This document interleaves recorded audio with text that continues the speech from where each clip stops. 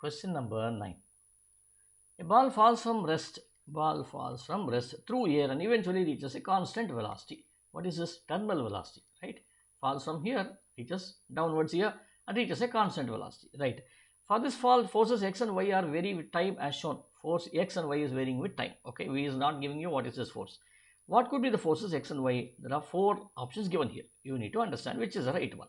So force x, air resistance, resultant force. See, when you say an object is coming downwards and there is an air resistance, what does it happen? Then the air resistance will keep on increasing, okay, will keep on increasing, and as a result of this, after some time, okay, it comes to a constant over here. Why does this come to be a constant? Because we know this air resistance is proportional to velocity over here. Okay, initially the velocity is very high, sorry, it's 0. When you drop the object, velocity is 0. Okay, and then velocity keeps on increasing. But suddenly you see that velocity comes to a constant, and as a result of this, it reaches a terminal velocity, and thus the force remains a constant. Force is a constant over here. Force is a constant. So as a result of it, air resistance could be x over here.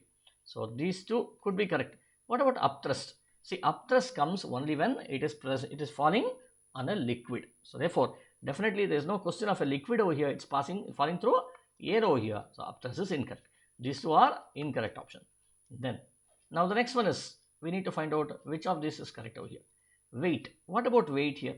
So when you have an object falling through the air, whatever could be the air resistance, the weight is always given by mg.